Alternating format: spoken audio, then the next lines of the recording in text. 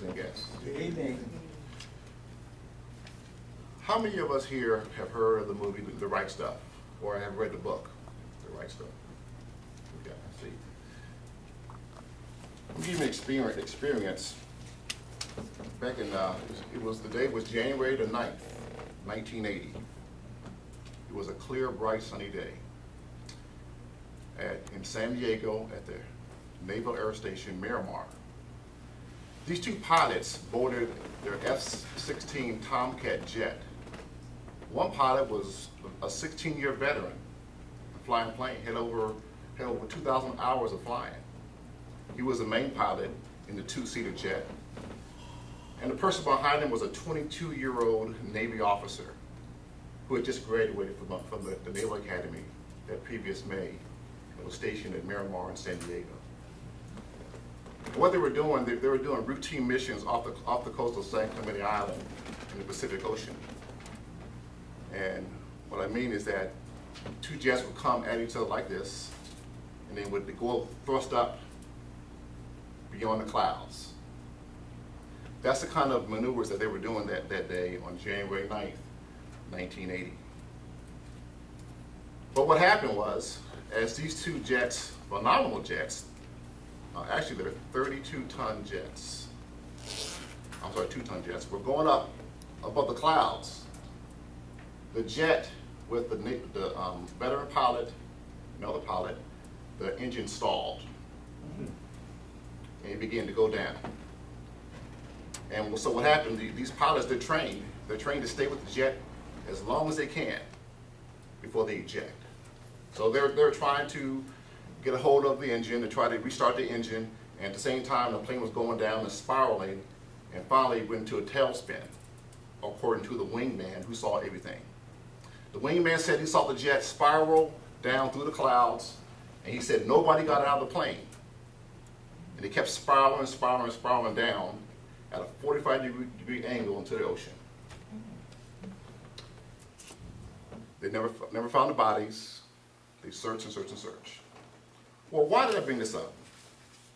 Because in this movie that some of us saw, called The Right Stuff, it's a book about Navy pilots and how they are tested and drilled about how to have the right stuff. So these two pilots who perished at sea had perseverance, strength of character, skills, courage, and they were not afraid to go above and beyond the norm of their abilities. And again, as I said before, these pilots are trained. And see, what happens sometimes with these pilots, according to the movie and the book that some of us has read, is that these pilots see their comrades, they see them quit, they see them wash out, and they see a lot of them die. In fact, in the movie, these pilots saw over 20 pilots die before it was their turn to fly the plane. Okay? So, see, these pilots who actually persist and complete their training, yes, they begin to recognize and live by an unspoken set of standards.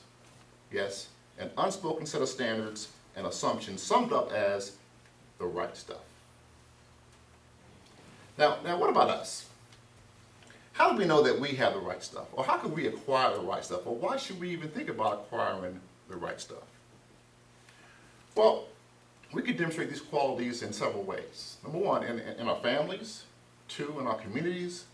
3, at our places of employment. And finally, 4, in our own personal goals and aspirations. Now, what's the benefits of doing this? Number one, in our families. You see, if we can acquire the right stuff in our families, see, first of all, we don't have to be Navy test pilots to acquire the right stuff, but we can learn from them. But in our families, we can become better husbands, better wives, better children, as we develop the strength of character and morals, as those pilots did, and they have the right stuff. Now, what about our communities? Well, as leaders in our community, we can inspire others to become leaders like us and we can motivate ones in our communities to, yes, acquire the right stuff. How about our jobs? Well, you know what? At whatever positions that we may have in our jobs, all of us can excel at our positions in such a way that we will become a person that our employer wants to have around. We become marketable to other employers that wants our services. Why? Because we have acquired the right stuff, these qualities and strength of character that people can notice. Now, what about in our own goals and our own personal goals?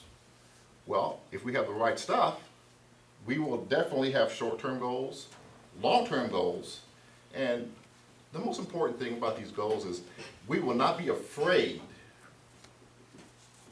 Let me repeat that. We will not be afraid to go beyond our limits. This as those pilots did. They weren't afraid to test the limits, to test the waters, even if it meant their death. And in some cases, it did mean their death. Now, there's a couple of quotes here that I like to mention at this point. And one of them is this. It says this.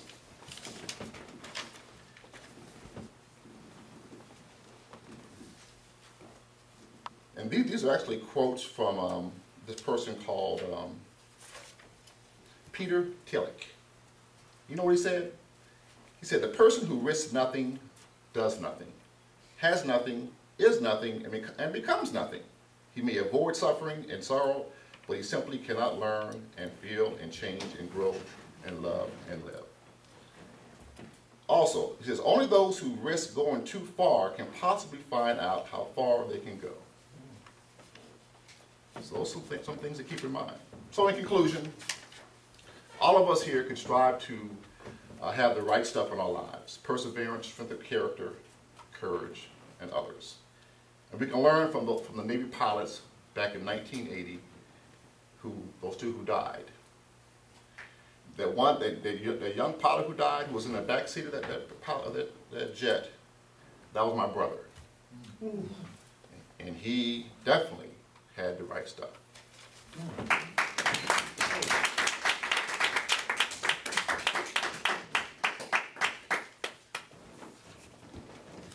Our next speaker